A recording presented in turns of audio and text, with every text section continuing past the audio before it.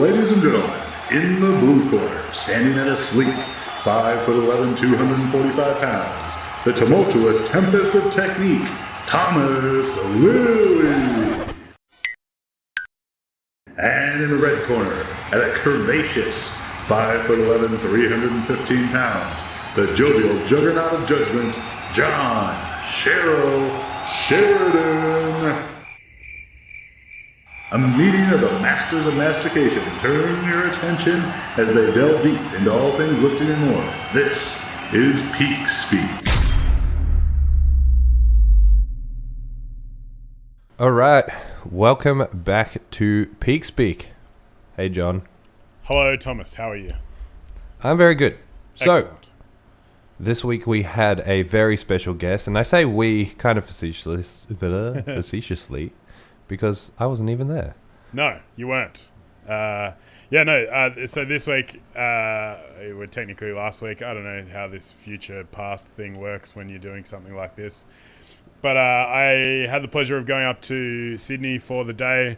I spent a day at a seminar with Ben Pekulski, former Mr. Olympia contender, and Jordan Shallow. They called it the Muscle Camps, where they did like a one-day seminar and then a two-day like training thing where you could hang and spend time in the gym with them. I didn't quite have the time to do that, and I also think I'm so deconditioned that if I'd done that, I probably would have got rhabdo and died.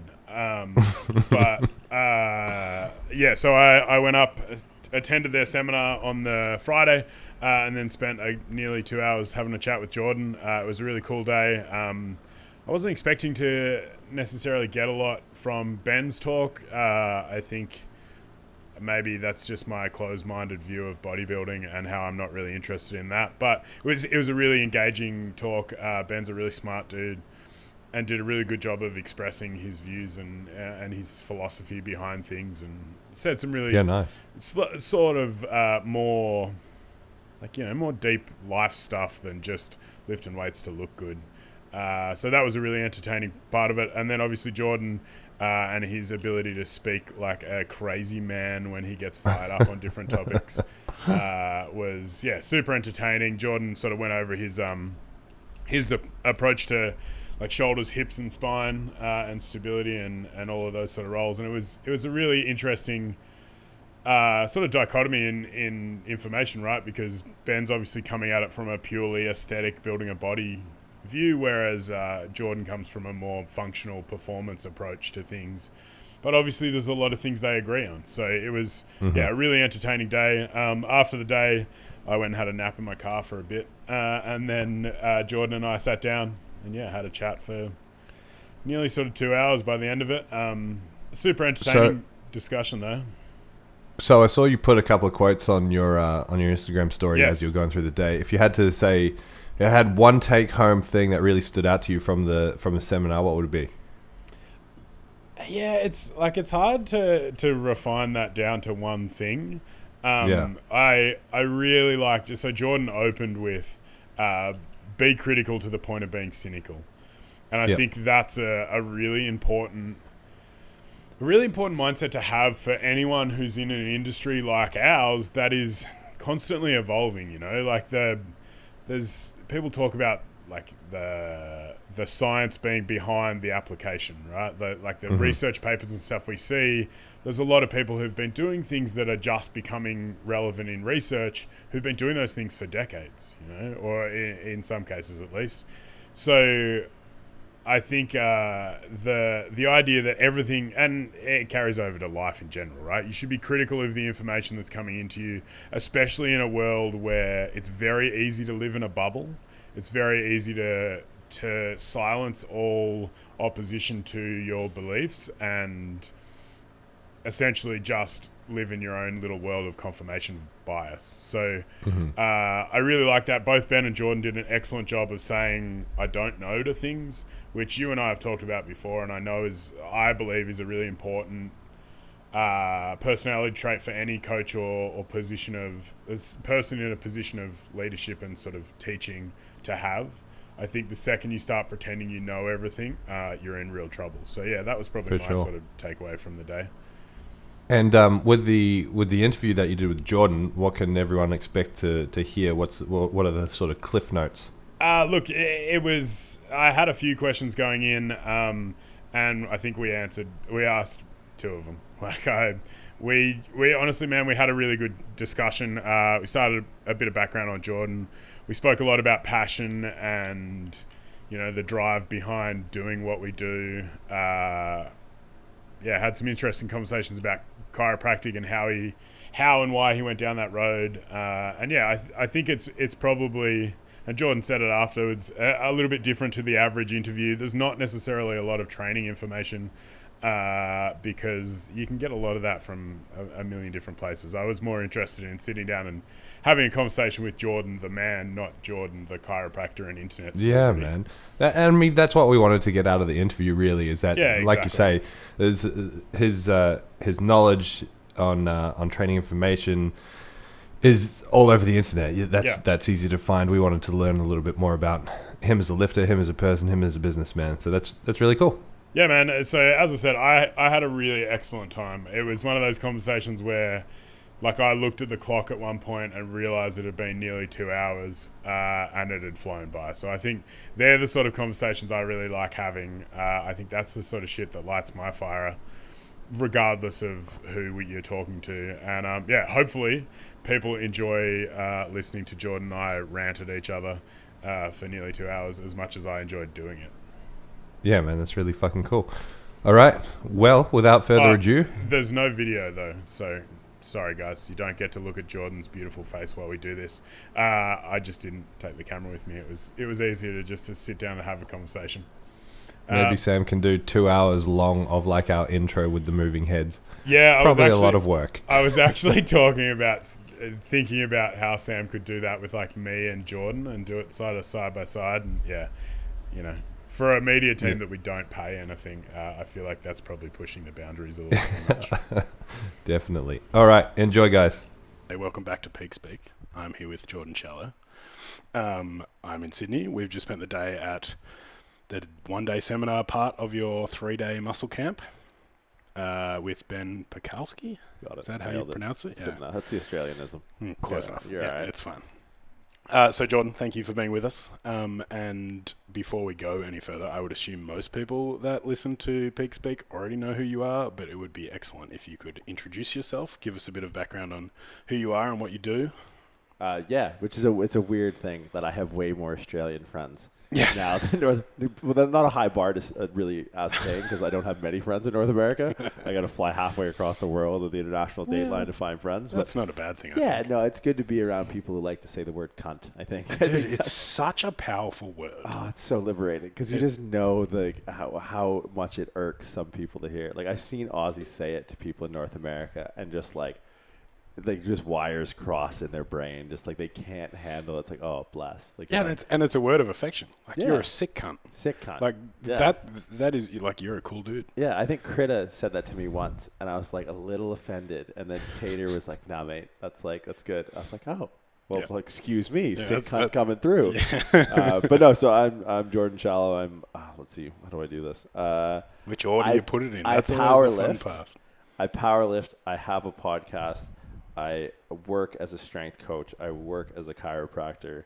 I work as an online business owner. I also work as a presenter in biomechanics, which is kind of what we sat through today, and guest lecture and all that nonsense. And I'm very specific in the words that I choose because I do powerlifting. I'm not a powerlifter. I was just about to pull you up on that. So I had a conversation recently on another Australian powerlifting podcast that is slightly inferior, if you ask me. Well, they all are. Exactly. They're called Weekly Weights with two guys who are based in North Sydney. And we talked about that, the idea of identity. And I don't consider myself a powerlifter. I haven't competed in a couple of years. It's not a thing that I identify as anymore.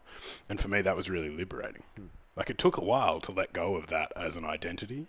And I think so many people in powerlifting, in figure and bodybuilding, all that shit, it becomes such a huge part of your identity, which long term I think is a recipe for disaster. And that's the exact reason why I reference that. I know so many friends, and even myself struggle with this in the past. I was a hockey player. That was it. Yeah, man. I was a rugby player. I played a decade of rugby. I could skate before I could walk. Yeah. I mean, hockey was. I got for the longest as kids were getting Pokemon or whatever. I had Goalie World magazine. Like I live, breathe, and that's just personality-wise. That's who I've always been. And then I got into competitive powerlifting, and I saw the relative, perhaps potential short lifespan of a powerlifter, and I go, I don't want to be a powerlifter because I don't want to be an ex-powerlifter. Yes. So now, and I take that with everything I do. Like I'm extremely passionate about the work that I do as a chiropractor, as a strength coach, as someone who hosts a podcast, as someone who runs an online business, as someone who does lecturing. And host seminars and all that, but I don't identify as an educator. I don't identify as a powerlifter. I don't identify as a chiropractor. I'm Jordan, and I do these things. Because at the end of the day, when I'm not doing those things, I still have something to cling to. Because I've seen it firsthand, man. I've seen it like ruin people, like when it gets taken away from them. Because there's so much, like we can be a part of the culture of powerlifting without necessarily being powerlifters. Oh man, like I own a powerlifting gym. I host powerlifting meets. Like I do it. Powerlifting's a huge part of my life. It's not what I do on the weekends. Yeah. Like I have other things in my life. Sure. Like all of these things, and I think it's it's why I've been around the sport for nearly a decade now. Like I did my first comp in 2010, and I've watched a whole generation of lifters come and go, like several times over in that time, because they come, they get really good for 2 years, and then they disappear. And it's so often, I think, so much of it comes down to, I am a powerlifter. Well, then when suddenly you get injured and you can't compete at the level you wanted to compete at, you're just a guy or a girl. Exactly. So I think I respect you a lot for that as an opinion. So that's I mean that's the long and short of me is those are the things I do, but a lot of it's really focused around the same thing. I basically tell people I do one thing. I just do it like 5 different ways in several different mediums. Yeah, exactly. What I do on the podcast, what I do with the rugby players and strength and conditioning, what I do in the office with my patients, what I do with my online programming through Prescript, what I do when I go on the road and educate and lecture is all based around the same fundamental principles. It's just how do you apply it specific to the environment you're in. Yeah, context yeah, matters. It's so huge, man. The environment plays such a role in how I deliver the information and how I try to get across the information or what information I deliver. But the nucleus of what I talk about is the same thing. I really do one thing. Yeah. And I just say, like you said, it's just the medium. Yeah. I think that's a really important idea and something that if the rest of our listeners don't take anything away from the rest of this podcast, if they can take that away, I'll be a happy man. Which, hey, very likely that could be the most philosophical thing that you can get away. We're not sure where this is going to go. Yeah, look, having spent half a day today watching Jordan present and just start to go purple and speak at 1,000,000 miles an hour and then have to take breaths like this because he's so sweaty and puffed in between points, it's impressive to watch, man. You know what? I just, it's the thing I'm passionate about. That's why I try to come at it so many different ways. And if something sparks me, I just got to go. Yeah. And that's, if nothing else, if people get away, it's maybe. And what I like when I lecture at universities and stuff like that, I'll tell people like what led me to this path and finding this as a passion is so many things that didn't make the hair on my arm stand up. Yep. Right. And I was exposed to so many things before I found this very niche kind of carved, very what I think to be detailed and constantly ever expanding knowledge base that I'm trying to tap into.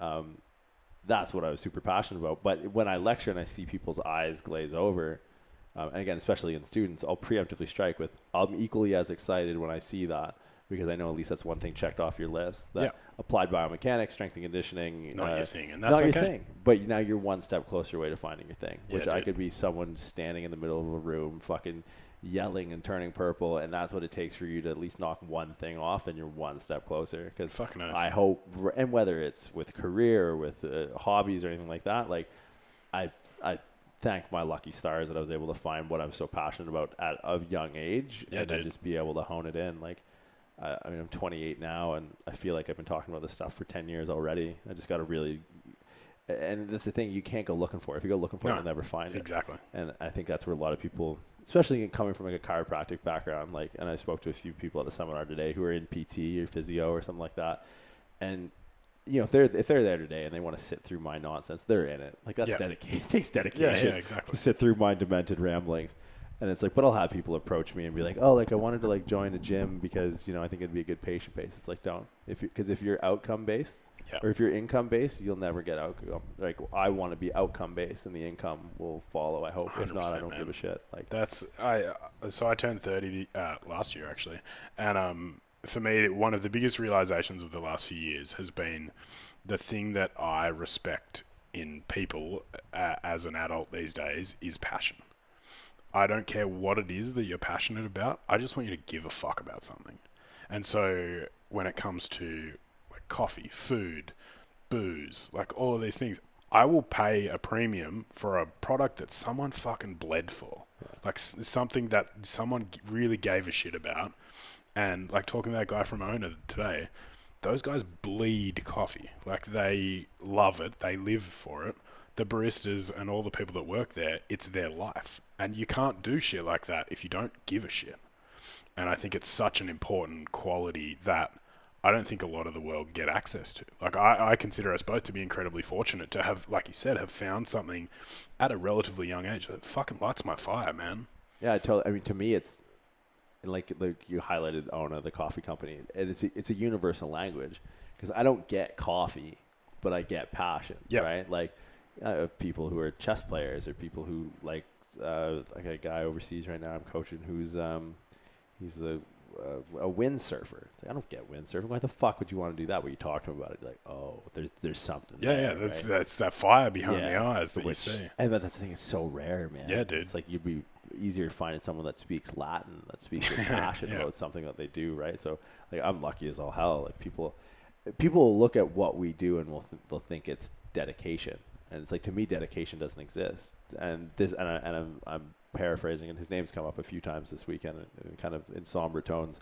But it was Charles Poliquin. I remember, I've read everything on that Poliquin to Poliquin group up till his last days. I think he'll leave a giant hole in the industry that I do, and he's a big part of why I do what I do. His influence to me on a young age was.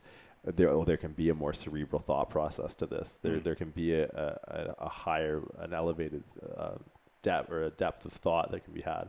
But I read an article on his website, honestly, probably a decade ago, that talked about dedication as not really existing, but dedication being a balance of things you love to do. Yeah. Now, and that's resonated with me because people will look at what we do and they'll go, oh, and they're so dedicated. It's like, are you fucking serious?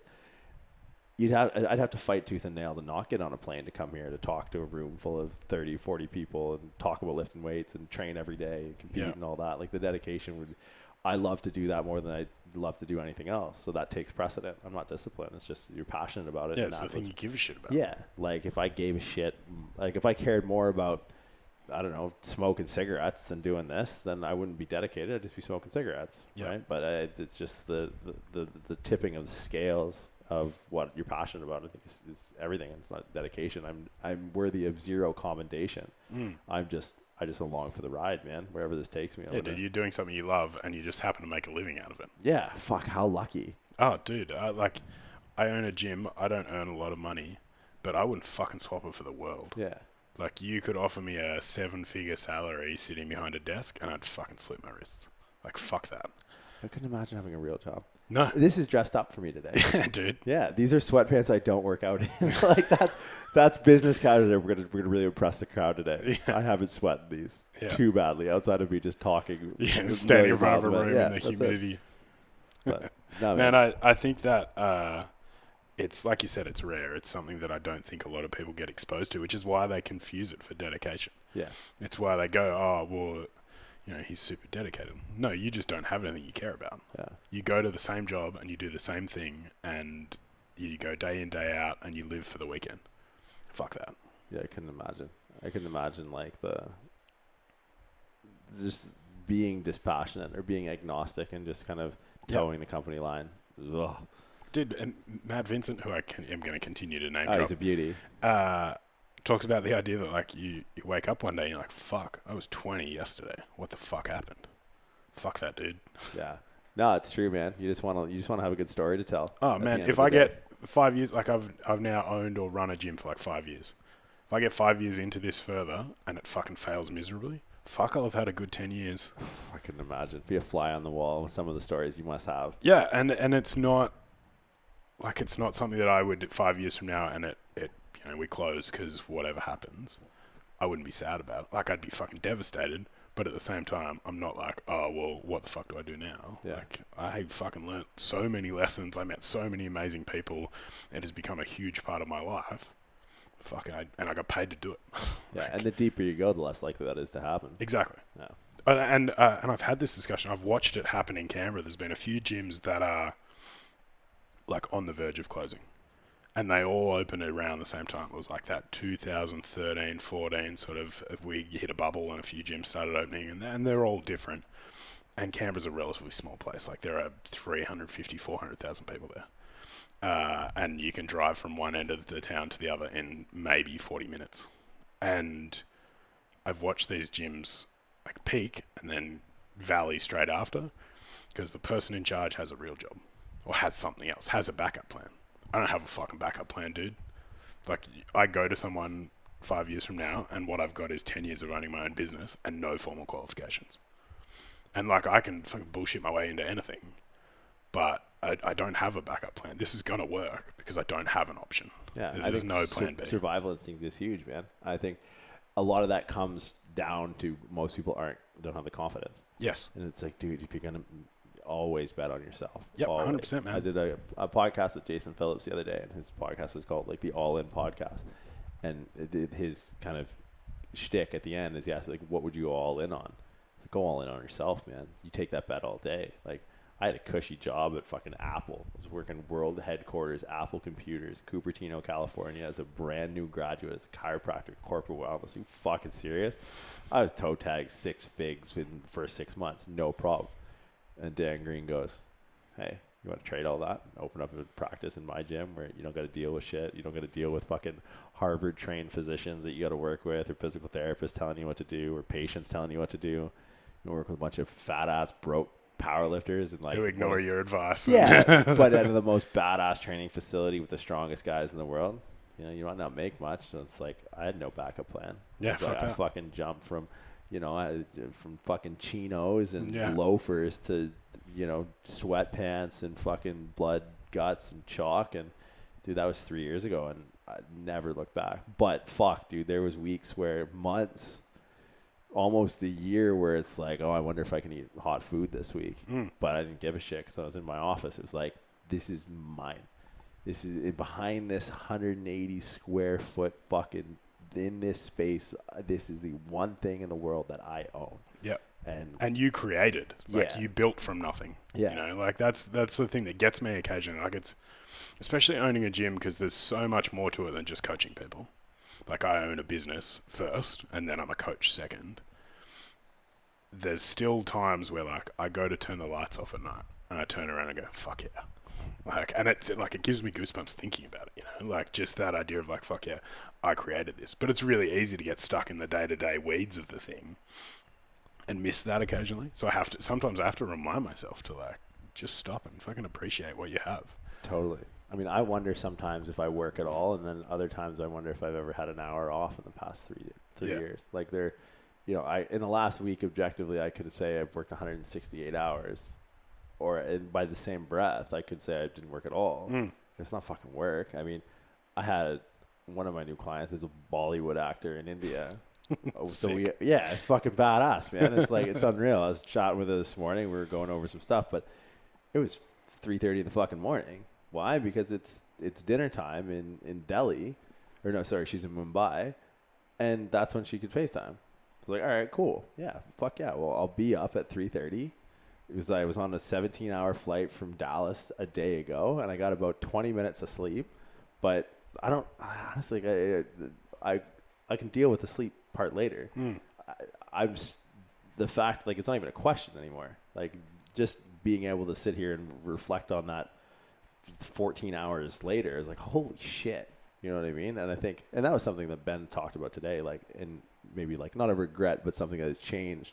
There's the question you prompted me with, right? Like, which we'll get into at the end. But where's the line in the sand that you've rubbed out and changed? Yeah, and it's hard though, because like people, especially in Ben's position, someone I've admired. I can show you a picture. Actually, I met Ben in the 2013 Olympia. He was sponsored by Allmax, and I was like his biggest fan. So I had like the whole handshake flex thing, and he was the fucking top of the world. And now, he's sleeping 20 feet away, and I've stayed at his house. I've trained with him. I've traveled with him. We're business partners, and it's like I can't fucking believe that this guy who I looked up to is now a business partner. But it's it's crazy to me to hear someone say that and heed warnings. But for him to be in a position to listen to him is the reason he's in a position that we listen to him is because he walked through the fire. You know what I mean? Where too many people are afraid to get burned. But guess what? In 10 years from now, those people aren't worthy listening to. Yeah. Right. So I'm always apprehensive, and I always try to impart on people, like when I get asked questions like, like what are your biggest regrets or what advice would you give? Nothing. Like if I'm happy with where I'm at now, if you're happy with where you're at, you have to have been content with the process that got you there, right? Yep. So it's like there's no regret in anything if I'm happy where I am. And that doesn't mean you can't recognize decisions you've made as mistakes or learning opportunities or things like that, right? Like I believe the same thing in that every decision I've made, I wouldn't fucking change it for the world. Yeah. Like, dude, the reason I'm in powerlifting is because one day playing rugby, I punched a dude in the face and I broke my hand. Incredible. That was the end of my rugby career because I sat there, just started discovering powerlifting. I was like, I'll take 6 months off while my hand heals. I'll train for powerlifting and I'll go back to footy next year. I hung up the boots. I don't think I even own the boots anymore. I was going to do one meet once. Yeah. Dan signed me up for it. Yeah. That was fucking, I don't know, 3 years ago, 2 years ago. Yeah. And now all of this stemmed from... Yeah, now you're on the other side of the world talking to some dude on fucking recording a conversation that we think no one's going to listen to. Yeah, but how much universality do we have? Like how much in common that we have? Like we literally, Canberra and St. John's, Newfoundland are the other side of the world. Where I was born and where you're from are probably roughly around 11,000 miles apart. The circumference of the earth is 24,000. Do the math. But something like that we're both passionate about. Like you said, it's a universal language. Yeah. Yeah, it's a really cool thing that I think a lot of people miss out on because they don't find that thing that they give a shit about. They don't have anything that lights their fire. Like, fuck, man, that fire's there in everyone. You've just got to find the thing that lights it.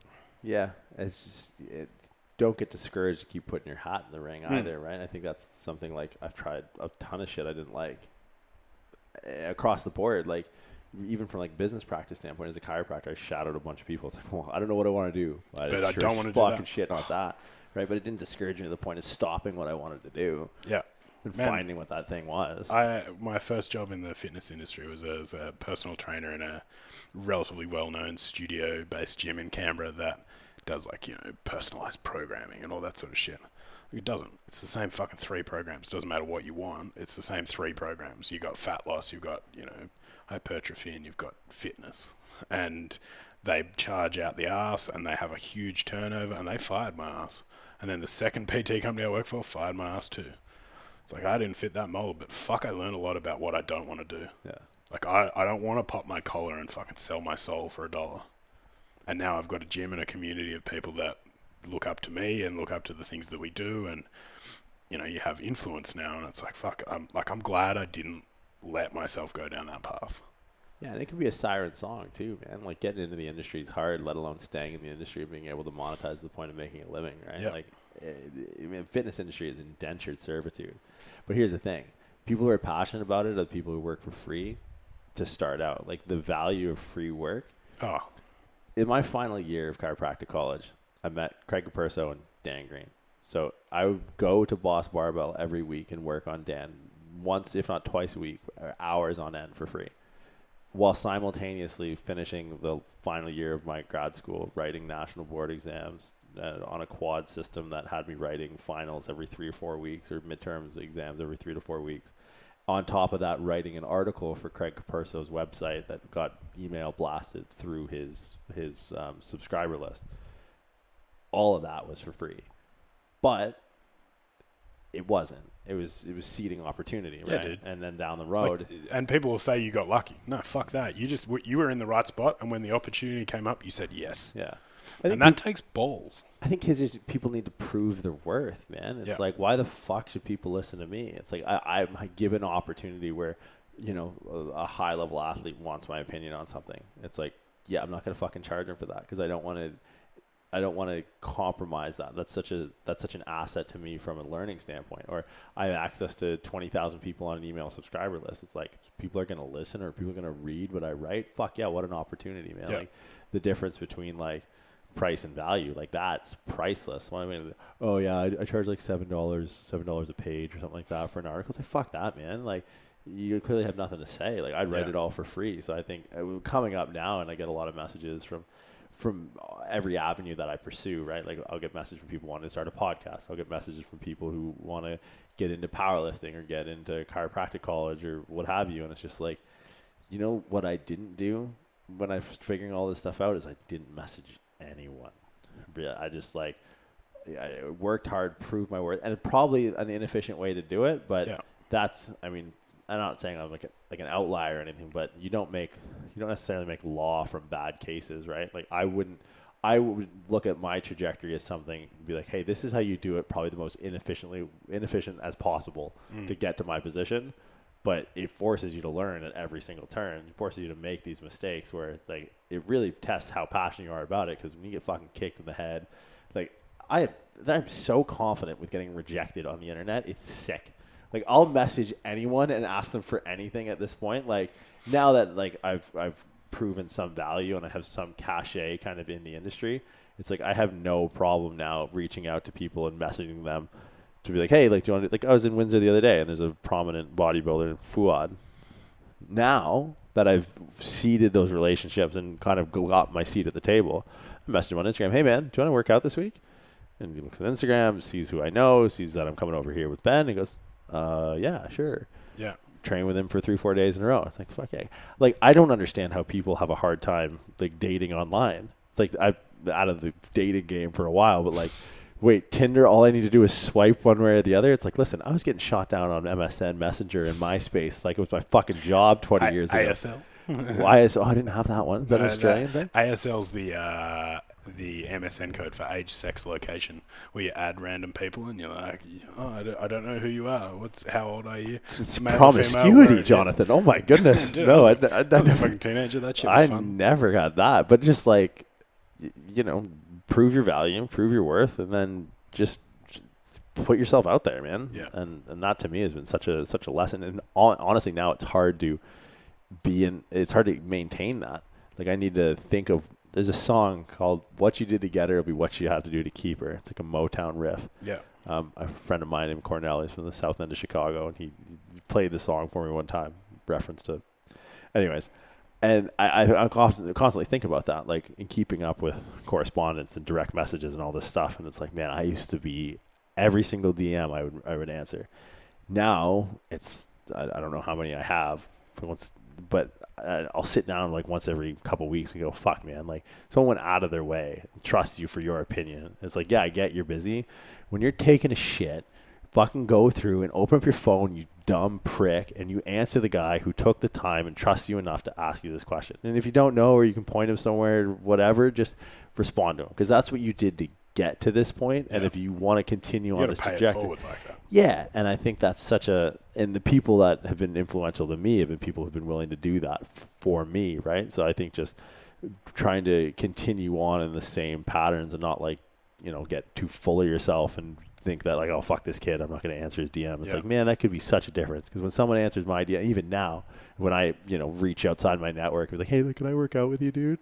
Like, fuck, it means the world to me when someone like I look up to says, yeah, for sure, come on by. So it's like, yeah, maybe your knee hurts because of this. Like, that's not a hard thing for me to fucking extrapolate out of. So, and like you said, even if all you do is send them an article and go, here, read this, or watch this video, or like do those sort of things. I think Dave Tate's been one guy who's always been really good with that.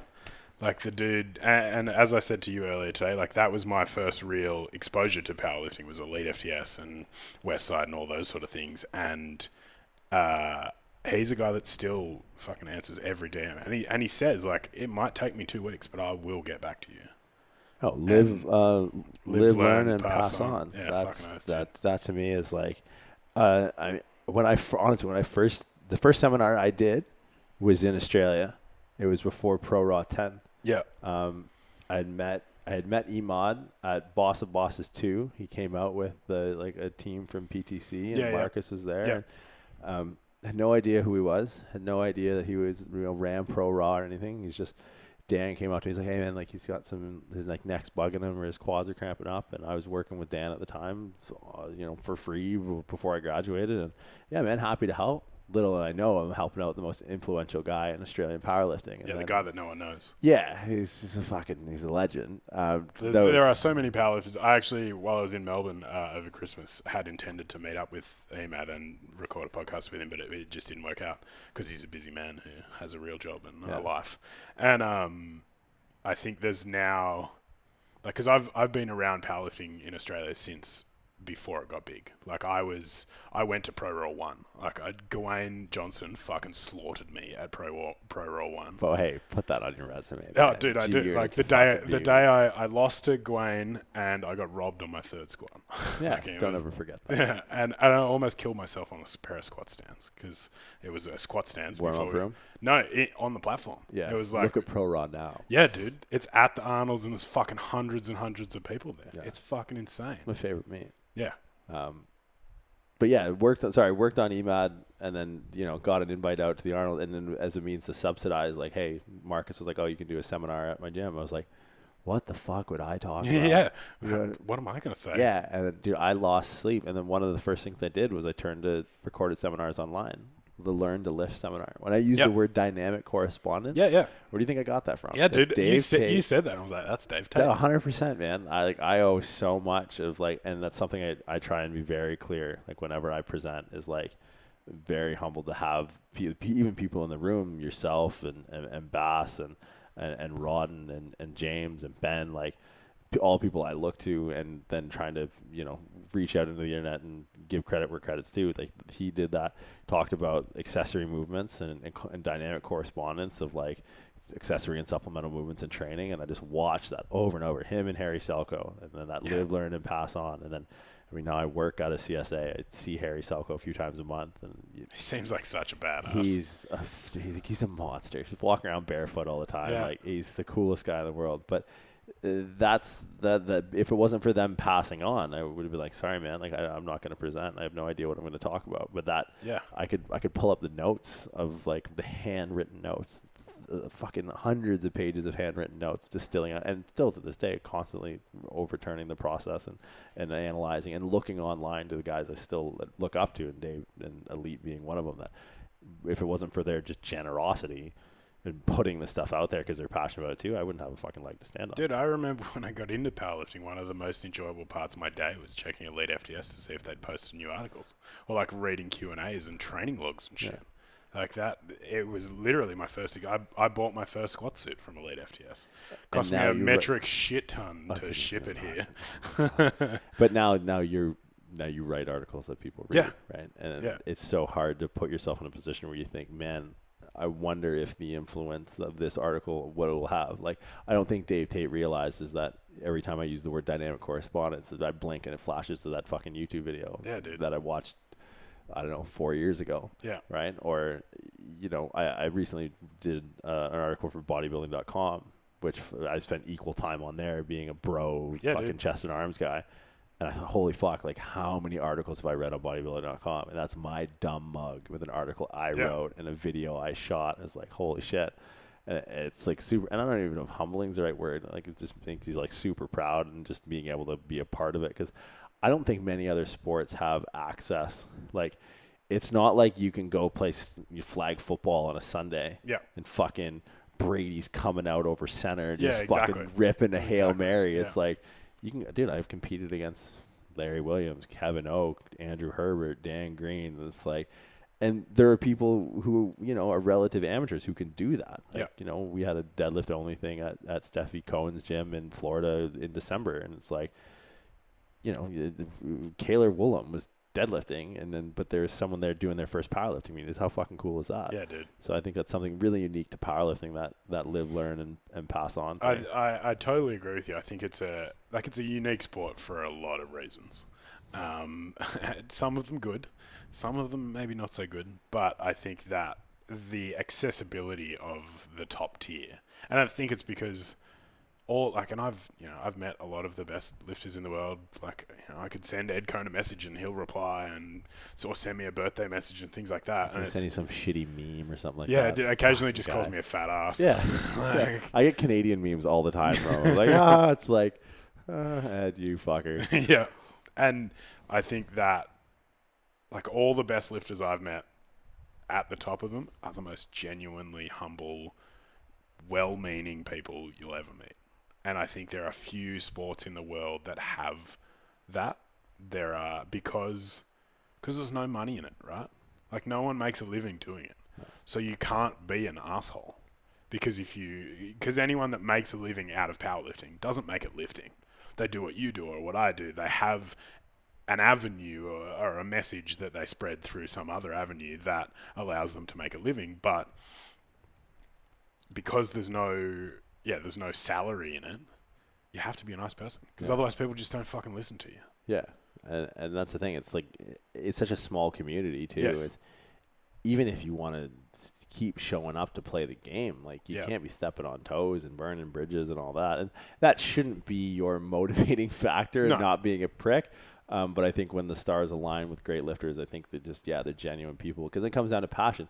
There's no other reason you would put yourself through the torture and nonsense. And I tell people all the time, like, because like, the audience that I speak to most, especially through the gym, but maybe not so much through the podcast. I imagine that some of our listeners are probably slightly further along their powerlifting journey than a lot of the people that I see in the gym. They're complete beginners. It's like, man, are you having fun?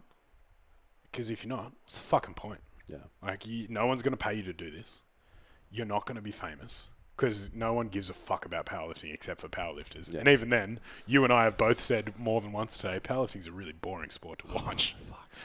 Like, I run 8 meets a year, and like, and I enjoy them. Like, they're good days, but it's work. Like, don't get me wrong. I don't always go to powerlifting meets to spectate for fun. I go if there's people I know, or I'm coaching people or things like that, but it's work. It's going to the DMV with strong people. Yeah. That's what it is. You're just waiting for your number to get called. So you can go up to the counter, do your thing, and then sit the fuck back down. Yeah. Fill out this form, and then go back up in an hour and a half. So if you don't love it, what's the fucking point? Seriously. Because, you can have all the Instagram followers in the world, but it's still not going to actually fulfill you if you don't enjoy what you're doing. And I think that's the biggest thing. Like, we talked a lot today about, like, happiness and fulfillment. I don't know if happiness necessarily is the goal, but I think fulfillment should definitely be. Like, there are days where I fucking hate powerlifting. Yeah, dude. Like, those, because no one pays me to do it, and I have 17 other real jobs that hopefully try and accumulate enough fucking change to pay the bills.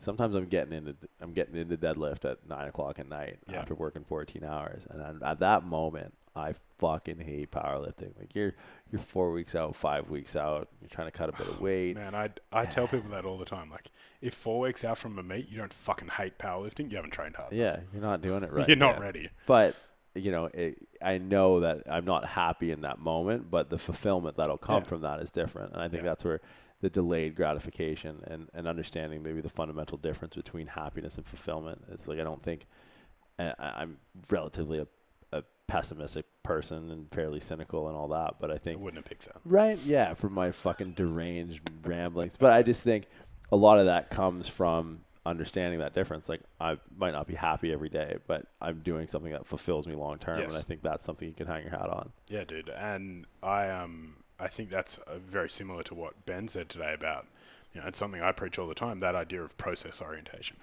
Like, do it because you enjoy it. Because that number, it doesn't matter what the number is. There's always more weight you can put on the bar. There's always bigger meets you can win, like all of those sort of things. If you're not enjoying the training, well, then what's the fucking point? Yeah, there has to be an itch you're trying to scratch. Yeah. Because if you're doing, and there's the thing, you see the fly-by-night, they come and go, and it's like, oh, I get why you wanted to do this. I get your motivation. It was, likes and all that nonsense. But it's like, if the last chip fell out of the sky or satellite, or I don't know how Instagram works, but who would be left? Who'd be left lifting when the lights are off? Yes. Right. It's kind of this like, it's this kind of Shakespearean, the whole world's a stage all of a sudden, and it's like that's not that doesn't last. That's instant gratification. That's happiness. That's not fulfillment. It's when you have to post every training video you've ever taken on Instagram. You're probably not training for yourself. Yeah, no, I detest it. I mean, I have contractual obligations to sponsors where I have to film a certain number, and it's like, can I just fucking work out? Like, can you just get some kid with a gimbal and a DSLR to follow me around so I don't have to fucking set up a tripod and tag and all this? But as I become more used to that as being a part of my life and part of my business, it's just a thing that you do. It's a thing that I do, and it's because I don't like to do it is the reason I'm able to pursue it to a point where people actually want to see me do it. Yes. It's this weird dichotomy that exists at the fringe of this, where it's like everyone, and we have a few guys in our gym who are way more notable than me by a long shot. And it's the same thing. Like, they'll come up to you kind of like, and we get it now because we all kind of deal within the same realm. But like, hey man, can you film this? It's like, oh fuck, you gotta get content. Yeah, here, dude, no judgment pass. You want landscape report? Landscape, right? It's going on the gram. I feel you, homie. Yeah. And it's just like point, shoot, and it's just like kind of eye roll. Thanks, bro. Like, I'll tag you in video credit or something. It's just like, oh man, it's such a funny. Yeah, funny it business. becomes a bit of a weird circle jerk at that point. But I think to make a living out of it, it's necessary. Yeah. Like, that's for the gym, right? Like, all of our business comes from Instagram and Facebook. And this year especially, I've put, like, dedicated work into, like, putting posts up. It's half the time, it's like, man, I don't... Like, I wrote a post today in one of the breaks. I was like, I don't know what to say. I pulled up this photo. I was like, all right, warm-ups. Let's talk about warm-ups. And it's like, man, sometimes I feel like I'm saying the same thing, and but it's getting content out there, and people enjoy it, and people get value out of it. I have to constantly remind myself that I'm not doing it for me. Yeah. Like, I'm not putting this content out for me or people like me in most cases. It's people who are further behind me in their journey, and it's the people who are learning that process, and it's that thing of passing on. Like, I put out all this info. I don't have any fucking secrets. I don't claim to be some super knowledgeable dude that you can pay $1 million to come to my seminar and then pay $1.5 million for the level 2. Yeah.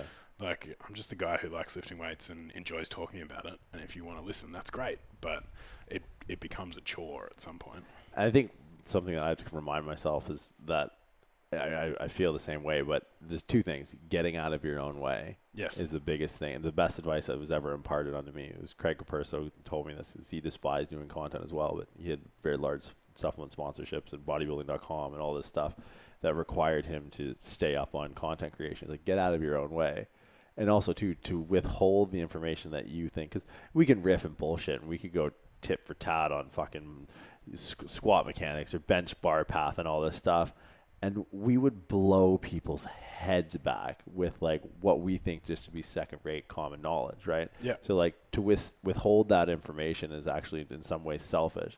I don't think everything that comes into my head is some fucking brilliant thought I need to share with the world, but you know, if I can take 10 minutes and make a video on it and put it on YouTube, it's like, yeah, you don't like it, fuck, whatever. You think you'd rather watch cats playing piano, fill your boots, I don't give a shit. Yeah. But because I know that there's probably similar apprehensions with old school guys like Dave, like Harry, like guys on Elite that, you know, they didn't want to do this either. But thank my lucky fucking stars that they got out of their way and they put this thing on the internet to be open to criticism 24/7, 365.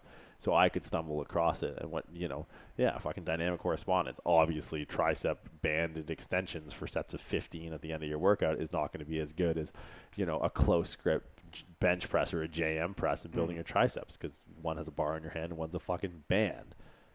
Holy shit. This guy's making a lot of sense. Yeah. And that just totally like... And for you, that's just like, what do you mean you don't know that? Like, that why is that not just in the handbook? And the thing is, the problem that we run into in the other side of the industry, like, to me, it's, if you have to wonder where you are in the fitness industry, when you end up at comps or at expos, what side of the gate are you on? Right? What side of the booth are you on? That's how you know whether you're in the industry or not. So once I started being on the other side of the booth or in the warm-up room, I was like, oh, fuck, I guess I'm in this now. I guess this is part of what I do. Yeah. But it's like you spend so much time with people in the industry that you don't realize that we hang out. I mean, you're not my audience. No. Right? Like, it's like me and you talking is like two magicians trying to do tricks on each other. It's like I got a quarter behind your ear. We're like, here's this rabbit out of the hat. It's like, you son of a bitch. It's like we know all the tricks, right? Yeah. But we don't realize that people, you know, they don't even know where to start. Yeah. So something very basic and very fundamental can be that that trajectory change that sets them down a different path, right? So it's like that's something I have to constantly remind myself when I look at right now. It's work, it's content creation. Yeah, this what we're doing right now. Yeah, fucking amazing, best job ever. Yeah, like what'd you do? right. Like, and it's hard, honestly, in dealing with. And this is like a kind of another subtopic, but it's hard when people don't understand the nature of what we do. Like, dude, you fucking got up in Canberra at like 3 a.m. this morning, drove to Sydney, sat in an 8-hour fucking seminar lecture, got home, grabbed a nap, grabbed a Monster, came over here. This is going to be a 16-hour day for you, man. And then I got to be at the gym at 9 a.m. Yeah, and back to fucking work. Yeah. Right? And it takes a certain level of empathy to really understand that. Like, to an objective outsider, I just play around all day. Yeah. Yeah. Dude, my girlfriend still thinks like that. Oh, you're recording a podcast, you're just chatting away to yourself. You're playing on the computer or something. Like, I fucking love it. Like, Thomas and I have a great time talking shit to each other. Thomas, too. But at the same time, like, it's work. Yeah. We don't make any money out of the podcast, no. but it's part of that content creation. It's you're building value. Yeah. An amazing amount of value. And I think that that's really, from a relationship standpoint, that's really tough. Like, that's really hard on someone who has, like, we'll call a real job. Yeah. She criticizes me all the time for calling like what I do not a real job. Yeah. It's like, but you have a real job. I'm like, yeah, but like the joke is, like I'm in on the joke. And we come back to Matt Vincent again. He always talks about this idea of like being in on the joke. Like you're not hardcore because you lift weights. No. Like your life is so physically easy that you have to go to a place and do fake work to feel gratified. Like, it's incredible. It doesn't make you hardcore. Like it's cool. It's great that you do it, but you're not a beast. You're not hardcore. You're not going to war. You're not in the trenches. You're not in a foxhole. Like, fucking infuriates me. I really, I've been trying to for a long time getting Casey on the podcast because I'd love to hear his opinion. Casey Mitchell. Casey Mitchell, he's listed at Pro Raw a few times now. Amputee. One-legged monster on Instagram. Yeah. And because I'd love to hear his I opinion. know him as one-legged monster. Sure. I don't know him as Casey. You know what? We're not even going to have first names upcoming. It's just going to be your parents are just going to give you your handle at birth, right? What are you? He's at Skater Boy 420. All right, that's what he is now. Unfollowed. But I'd love and just kind of going down this train of like, how comfortable life you live when you need to seek out discomfort in a climate-controlled room. It's like. Talking to someone who's a war veteran, and I've spoken with him about a few times about his the Humvee explosion and his amputations, and you want to talk scar tissue. All right, physical therapist, you talk scar tissue to fucking Casey Mitchell. You can see the skin grafts on his forearm and the fasciotomies and stuff. And his take was really interesting on that imagery of like I'm going to battle. It's like, no, you're not. The last full power, one of the full power meets I did was Reebok Record Breakers. It would have been last year's. November last, or maybe 2 years ago. It was on November 11th. Yeah. Now, in the States, it's that's a universal thing. It's Remembrance Day. Yeah, it's Remembrance Day, right?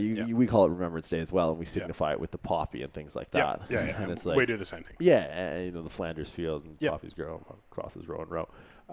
Really, like growing up in Canada, it's powerful shit. Like it's very much ingrained. We don't really have a war culture, like perhaps like America does or anything like that. But we definitely the world stops in Canada on 11/11 or 11 o'clock on November 11th. So my meet happened to be on the 11th, and it was just like, you see people maybe not insensitive, but. Yeah, I mean, for lack of perspective, maybe it'd be a better way to look at it. Like weigh-ins, ready to go to war tomorrow. It's like, guys, of all days, man. Like of all the days to use that. Yeah, I mean, I threw a poppy in the belt and just like, man, how fucking lucky am I? Yeah, that, dude. Like, because of that, I can fucking go lift weights with friends and soon to be friends, right? And I think just getting too ingrained in the culture and having that as a part of your identity can be really detrimental to your ability to regain perspective of where this exists in the spectrum of experience and life, right? Like, it's not the end of the world, because if it is the end of the world, like, and you do get hurt and that's your identity, then man, you're in for a world of hurt. Yeah, dude. Both my parents were in the military. My dad was in for 20 odd years. He was in the between wars era, so like too young for Vietnam, too old for Afghanistan, and like he had friends that went to Timor and all those sort of things. So like the other thing that always gets me is like camouflage is fashion. Like I have no fucking time for that shit. Because in my life, camouflage is a uniform. Like, that is something you put on to go to war. And, you know, one of my good friends and a member of the gym who's been around forever, Mike, he's a Navy vet of, you know, fucking 40 years or something crazy like that. And we've had this discussion multiple times. Like, I have never and will never go to war. I live a comfortable enough life because, like you said, people like that have sacrificed things, and in many cases their lives, so that you and I can sit in this fucking room and talk about powerlifting. Like, it's not fucking war, dude. No. Just back your shit up and just maybe have a bit of perspective about what you're doing. Like, you know, when I see a U-boat picture on Motivation Monday, it's like, you fucking cringe, man. It's like you have no fucking idea, right? It doesn't take courage to squat. It doesn't take fucking courage to bench or deadlift. No. It's you're so lucky. But so many people just, I don't know, they lose the plot, man. They get too deep in. They don't realize where their fucking head's at. It's usually square up their ass. Yeah, exactly. To circle back to where we started, because we did a fucking Inception fucking dreidel spot there for a little bit. Did an excellent job of that. So I was talking to Thomas and Sam, our media team. Thomas not being the media team, Sam's our media team. And he wanted to, and I also wanted to ask the question about chiropractic and why you went down that road rather than like physical therapy or physio or whatever you want to call it. And what's your experience of the negative connotations with the word chiropractor? Because there are a lot of hippy-dippy bullshit chiropractors in the world. I went to one. I had this guy like approach me through a third party and like say he wants to work with my people, and you know, I was like, okay, well, cool. You've got to work on me first to earn my trust, and you know, because my reputation is on the line when I send people to you. And the dude was like, I have brain inflammation. I was low in like several fucking bullshit things based on my energy fields. Right. Suggested I should cut out caffeine and like chocolate and several other things. I'm like, well, you're not taking my caffeine. Like, you just lost me because I sleep 5 or 6 hours a night. I fucking run on caffeine. Yeah. Gave me all this, and we got 2 sessions in, or 3 sessions in. I came in for the third one. I was like, look, man, I just don't think this is working. And I know that there's a lot of that, and obviously you are not of that realm. Is like I said, why did you go down the chiropractic road, and how do you deal with the negative connotations that come with that as a descriptor of what you do, or a profession, if you will? Yeah. So the why, I had really good chiropractors growing up. Yeah. Okay. I had chiropractors very focused on performance, and looking back, maybe not to the same level of what I'm doing now, but you know, they were more gen pop athletic, but very practical, I would say, in their approach. And so I just was raised with a higher standard. Like, I didn't know what a bad chiropractor was. So just being kind of indoctrinated in and amongst people who are very, you know, consummate professionals in the field, especially as it pertained to what I was really passionate about, was sport. And they helped me get back on the ice when I was injured, and that's what I was passionate about, and helped me get back under the bar when I was injured, when I kind of switched gears into powerlifting, or at least strength training in my early days. And then part of it was, I mean, truth be told, my undergraduate studies was originally in history and political science. Yeah, right. So majored in history with a minor in political science before switching over to double majoring in exercise science and public health, and then onward to chiropractic college from there. So, and still to this day, I'm very passionate about history, and a lot of my extracurricular reading is in the field. But yeah, cool. I just think a lot of it, I was a personal trainer at the time. Obviously fell in love with weight training at a fairly young age and got fairly serious about it, and kind of got plugged into the social network of the gym culture with all the trainer bros and all that. And I had a really close friend of mine who was my personal trainer, is now one of my best friends in the world and training partner. And you know, I stood in his wedding. I'm godfather to his kids, and he was my personal trainer. I was 18 years old, and he started training me, and I liked what he did for a living. I liked his autonomy.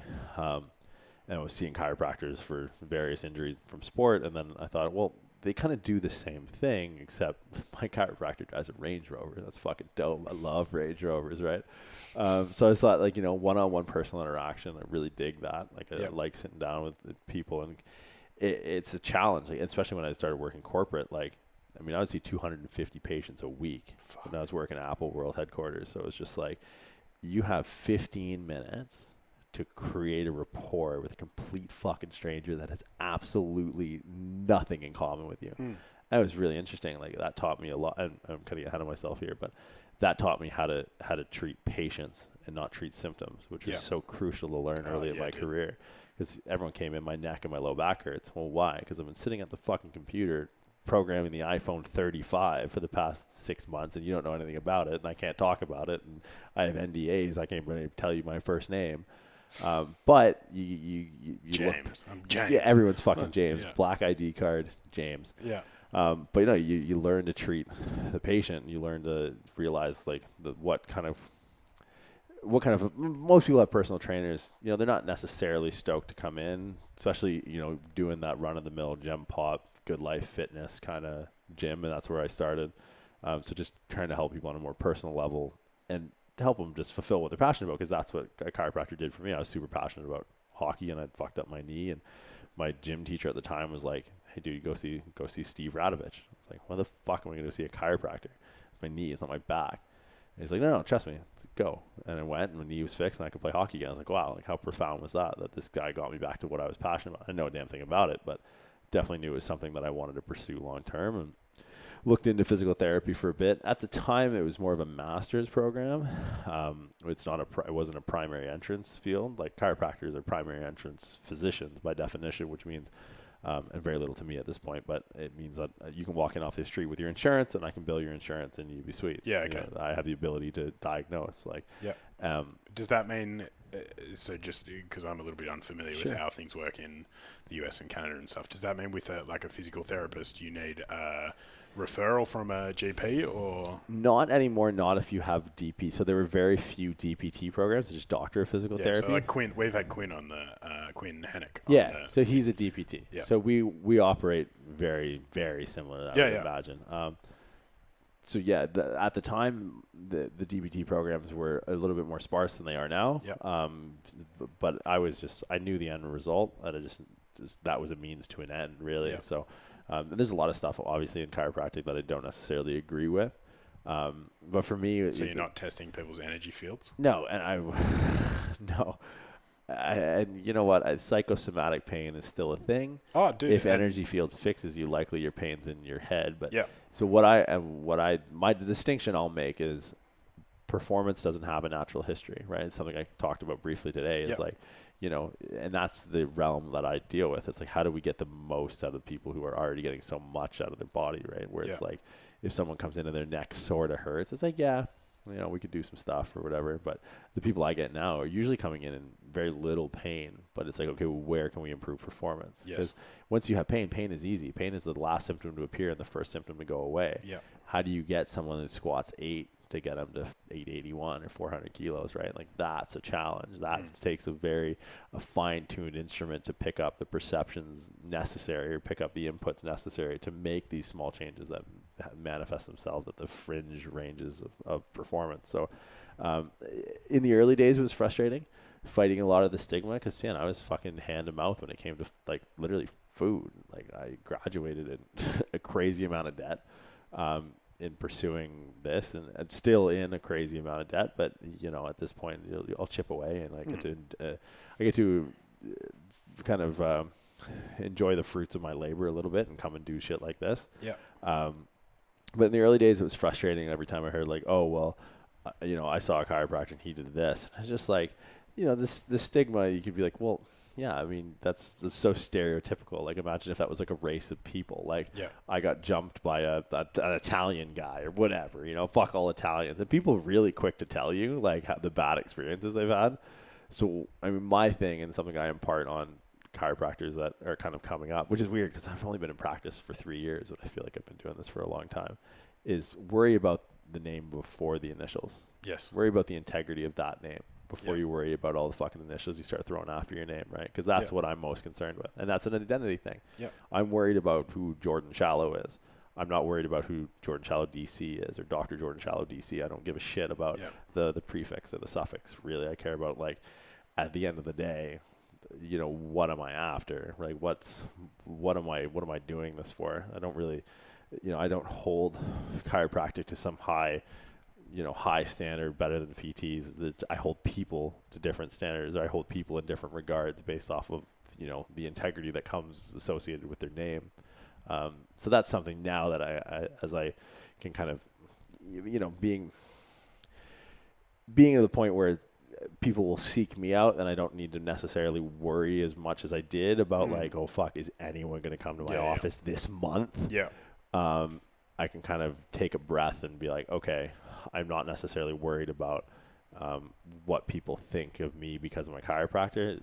Like you said, like with your onboarding, with your coaching in your gym, it's like, if that, or like using the F word, like if that offends you, it's like, wait till you hear the rest of the shit I got to say. Yeah, exactly. And it's the same thing. Like if you're someone who is of the influence that a Yelp review or something like that is going to be how you choose a healthcare practitioner, then this isn't going to be a good fit for you. So, but that, I'm lucky to be in that position at this early in my career where I don't really worry about the stigma. I think, and with social media influence, like I've actually written a handful for people in Australia, people that have come to my seminars who want to now become chiropractors, like letters of referral for them to go to chiropractic college, and they've since got accepted. So I think for me, like I don't really look too much into the past. Like you're not going to change the old guard of chiropractors that think, if we're going to energy fields, or you hear, oh, this muscle test, oh, you hold this vitamin C, oh, you're definitely vitamin C deficient. That was the thing that really got me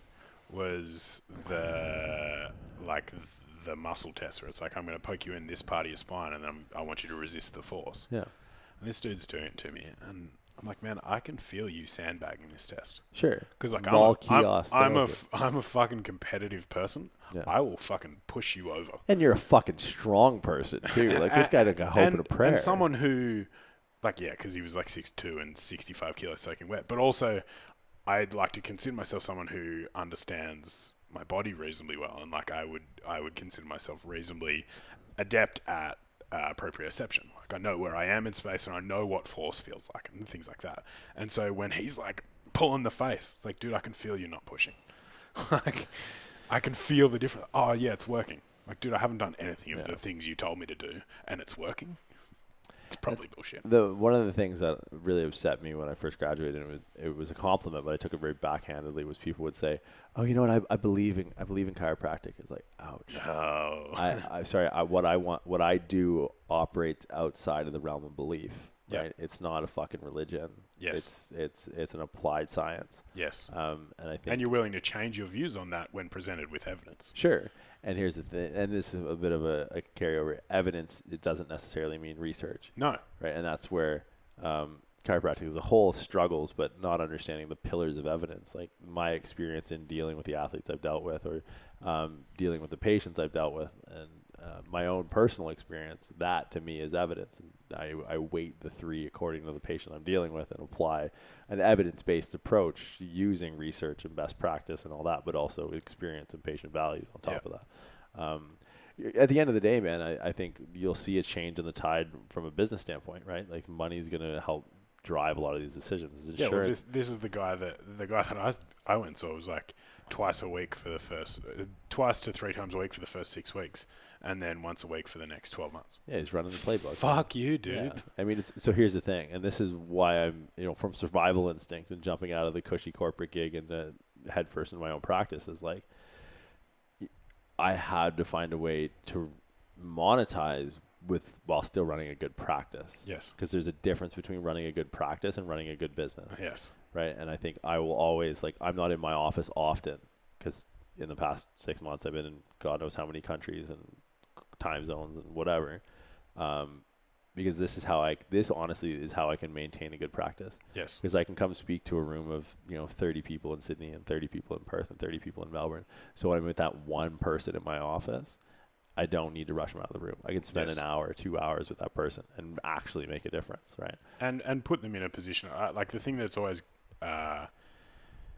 spoken to the skill of a practitioner, regardless in their field, is, and it's part of my coaching philosophy, is like I want to make myself redundant.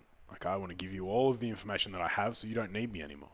Maybe you want to run ideas by me, have a discussion about things, I'm fucking all on board. And however long that process takes, but the end goal is you don't need me anymore. I'm not here to hold your hand and you just take your money once a week for the next 10 years, because that's a fucking excellent business model, as you said, but it's selling your soul.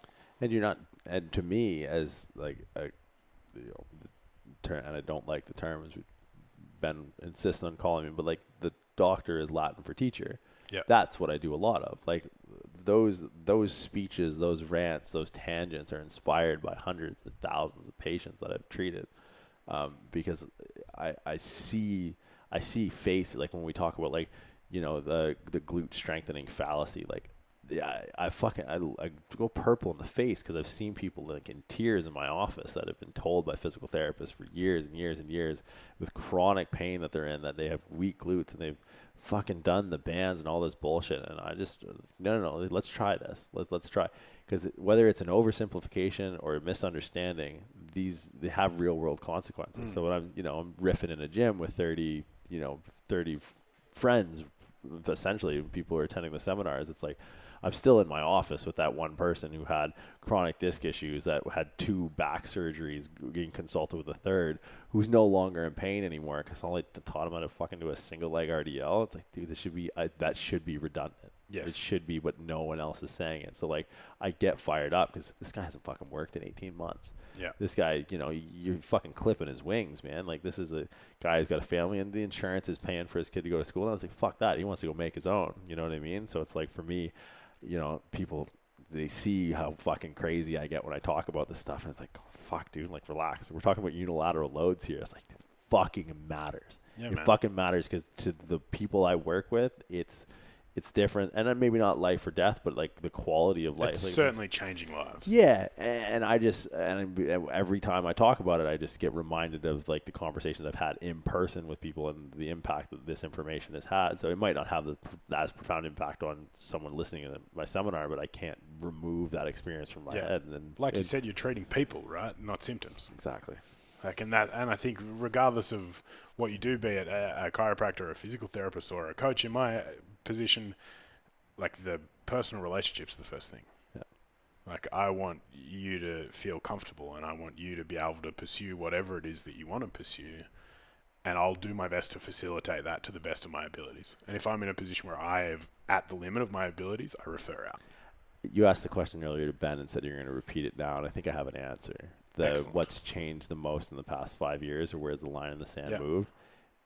I was so physically based in my approach, like in powerlifting, in rehabilitation. I was very structured. I was very like stringent. This is how we're going to do things. Yep. Where now, and I would say in the past 5 years, what's changed the most is I really have a respect for psychology's ability to trump physiology. Where I was so science based as almost a protective mechanism against the common criticisms of being a chiropractor, that it was this pseudo woo-woo bullshit, that I really went down the science road to justify and validate everything I was doing, and also burn off any dead wood that didn't live up to this criteria. But now, in dealing with so many people, and in dealing with myself, which, fuck, what a pain in the ass I am to deal with on a day-to-day basis, many people can attest, that the idea that psychology trumps physiology is probably the biggest change I've made across the board in my own training, in rehabilitation, in just human interaction in general, right? Like, really respecting like how that, and being around guys like Ben, especially, like his push towards like consciousness and all like the meditation practices and all that. And I'm slowly coming around to his influence and just seeing the benefit that has at the level of the individual being yourself, but also in how you interact with people, regardless of, like if someone cuts you off in traffic and flips you off, I used to be, fuck you. Yeah, oh fuck, next red light, bud. You better believe I'm out of the fucking door, and we're gonna have this out. Where it's like, man, he must be having a bad day. Yeah, man. Now it's and I think that's a maturity thing as well, like the emotional maturity to recognize that, and that's where meditation comes in. Like I've attempted meditation many times, and I still do it occasionally, but not in the traditional sense of I sit down and close my eyes and breathe. But like I move and I train, and like that's meditation. It's a form of presence, right? Like being present in the room and what you're doing right now, and being conscious of where you are and the inputs that are coming in. And that has taught me that as well, is just that idea that like I don't need to call you a dickhead because everyone's got their own shit. Yeah. Like it's that idea of, there's a German, I think it's a German word for it, where it's like the realization that everyone's living their own life and they've got, like, you have your world in your conscious mind, and then like I have my world and you have your world, and yeah, there's some overlap here, but it's two totally separate things. And if you think about it, like, that's a fucking mind-blowing thing to go down as a concept anyway. Yeah. But then to recognize the influence that has on a day-to-day person, like, I'm a happier person because of it. Oh, sure. And this would be like, you know, it's a little bit more profound. Wait, is the dress blue or is the dress gold? Is he saying Jerry? Like, but that's so, like, you remember, you know, that thing that went around Facebook? But that just shows it goes to show you, like, oh shit, if this is one thing that I can objectively say is a truth, that the dress is gold, and someone can say it's blue, and we're both not wrong. Yeah. And it's like, man, it allows you to let so much go. You're just like, yeah, that's how you see it. That's fine. Man, and I think the value in that is in, like, recognizing your thoughts, right? And recognizing you are not your thoughts. Like, you are an observer of your thoughts. Like, that's what, so I did a bunch of stuff through the Headspace app. Yeah. And they talk about that. Like, you're sitting on the side of the road and your thoughts are cars and you're just watching the traffic go past. Yeah. So that's like the Nietzsche thing. Like, people don't have thoughts, thoughts have people. Yes. Right. That's an interesting perspective. And the idea that you can recognize that thought, and I still catch myself all the time. Like, I'm fucking fired up about something. And I back off. Okay, how did I get here? Like, what made me into this fucking foul mood where I'm unpleasant to be around? Oh, okay, it was these things and these stresses, and okay, cool, I can recognize that. Yeah. And I think that has a carryover to everyday life. And just recognizing, like, the language that you use when you talk to yourself, or the language that you use when you talk to others. So the example I use pretty regularly is one of the most positive changes I've made in the last few years in my life has been when people say, how are you? And I get that question fucking hundreds of times a week, right? Sure. Because everyone walks in the door, hey man, how you doing? The answer used to be not bad. Now it's fucking great or excellent or good. Because the idea that when you say I'm not bad, that suggests to me that my resting state is bad, which it isn't. My resting state's fucking great. I love my life. I have a great time doing most things. And so why every time I get that question multiple times a day, am I imprinting this idea that my base level is bad? Like, I made that change. I'm a happier person for it. And the people that walk past me are happier because of it. Because they walk in and it doesn't really matter how, like, if I'm having a shit day, I try not to bring it to the gym. You know, don't bring your shit to work. But the people walk past and I go, I'm fucking great. Yeah. And half the time people are like, oh, that's awesome. Like, you know, and they're happier because of it. Like, man, you can have a lot of influence on someone just in the way you think about your own thoughts and then how you express them in a you know, to the world. I think that's a really powerful thing. Yeah, and it compounds the more people can accept that, right? Yep. Like, imagine everyone you came across was like, a fucking A, man. Yeah, good day. It's like, no shit. Yeah. Yeah, it's power, like, and that's the thing. It's psychology trumps physiology, right? Like, your ability to will yourself into happiness or fulfillment, and biochemically, like, you can. I just read a few books halfway through How the Mind Works by Steve Pinker, and I just read The Moral Landscape by Sam Harris. And it's like, there's very good research to suggest that you can actually just tell yourself, and not directly, although part of it, that you are happier and you will be happier, right? Or yes. Which is, I mean, incredible. Like Ben was saying today, the idea of, like, instilling a sense of joy in your training. Yeah. You know, like, I had a similar thing with, I used to fucking hate deadlifts. I'm a fat dude with short arms and short legs and a long torso. I fucking hate deadlifts. I'm good at squatting. I'm not a good deadlifter. I got to the point where I was like, actually, no, I enjoy deadlifting. Like, I'm just not very good at it, but I enjoy the process.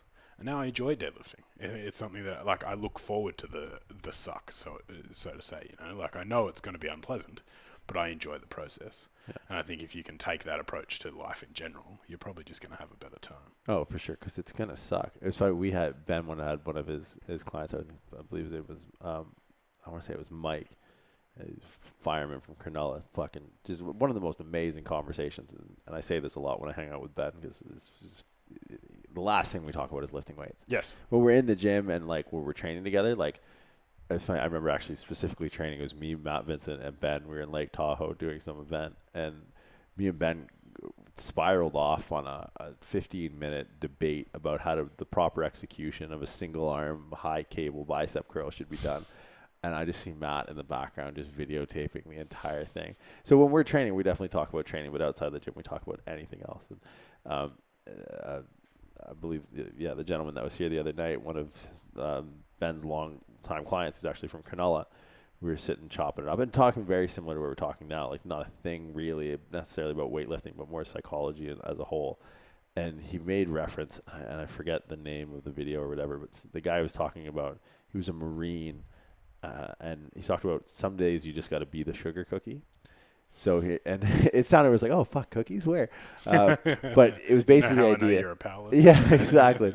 But basically it's this idea that in the Marines, if you do something wrong, like say you're gonna make your bed or whatever, if you don't do it perfect, what you have to do is you have to be the sugar cookie, which is you go out in the ocean, you get soaking wet head to toe, and you roll around in the sand, and you got to spend the rest of the day like that, Cold, like a sugar cookie, yeah. covered in fucking sand, right? But the idea is you can make your bed perfect some days, and the fucking general or the sergeant or whatever is still going to say, you're the sugar cookie.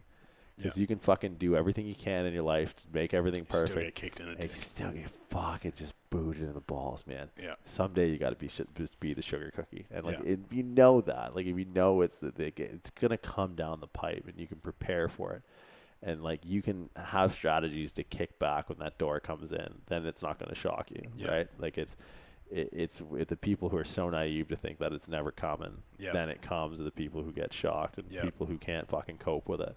It's you want to be ready to kick that door back in when someone comes barging through it, right? So it's stuck with me the last couple of days. And I saw him today. I was like, man, the last 2 days, all I'm thinking about is like, we go through hard times. Like I travel a lot, and it's not easiest on relationships and things like that, and it's hard to maintain friendships or whatever. And there's days that suck. You don't sleep at night because you don't know what night is anymore. And I was in fucking Lebanon 4 weeks ago, and I'm still jet lagged from that trip, and I'm down here. Yeah, so it's just. And then you got to fly to Perth next week. Fucking Perth, god damn it. But no, and it's just like understanding that some days you got to be the sugar cookie. Some days you just fucking spend all day cold, covered in sand. And that's all right. Yeah. And we'll try again tomorrow. It's the idea that like you're going to have more shitty days and average days than you ever are good. Yeah. Like that's the law of averages. You look at a bell curve. Yeah. That 1% down the end doesn't come close to the quantity that you're going to get on the other end. So you just got to know it's coming, and you got to be able to just deal with it as it comes. Yeah. I think that's an important skill in life and in training.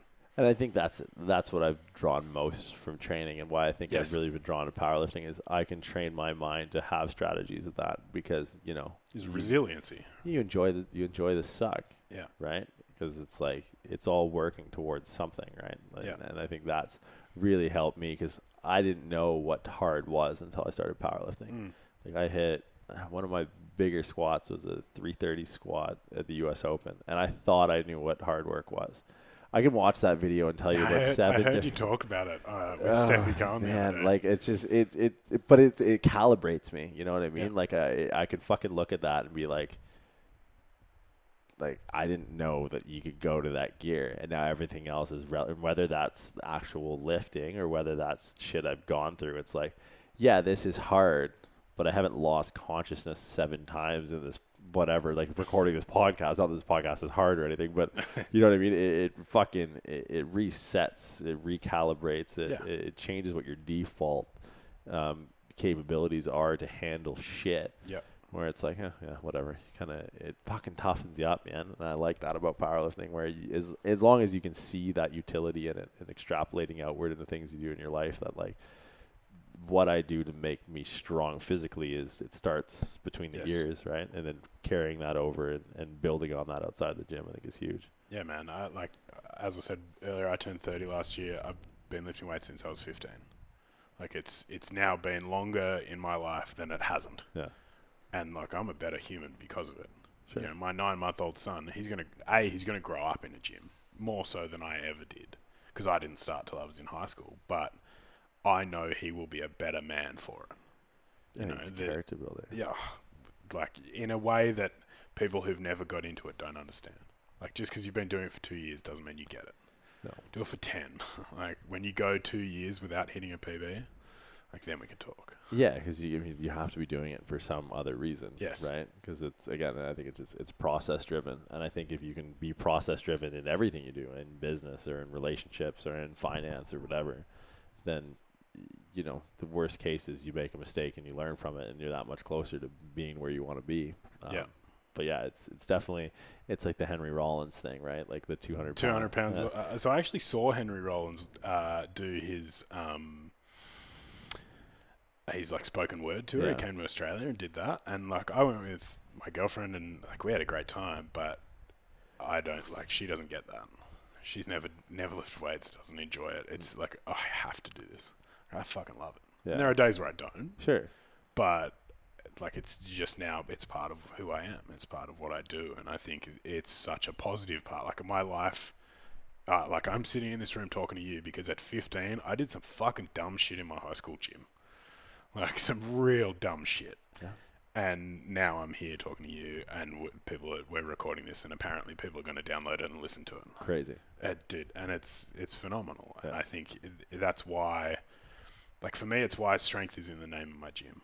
Because I believe that's the characteristic that transcends physical strength and becomes strength of character, strength of mind, like all of these things, that it's a positive influence on anyone's life. It doesn't matter who you are or what you do or whether you pursue it as a competitive thing, but pursuing progress in a physical capability like that prepares you for so many things in life that you wouldn't have otherwise been well prepared for. Yeah, I think it's liberating for a lot of people. Oh, dude. And maybe more so liberating to people who just get into it. Yeah. Right? Like for me, like for us, really, like once you're at a gym and you squat more than 4 plates, everyone stops what they're doing, right? Yes. And most people don't really know the difference between, a 200 kilo squat or a 300. Matt Vincent talks about that. After 500 pounds, no one cares. Yeah. Like 500, 1,000, same thing. Same thing, literally.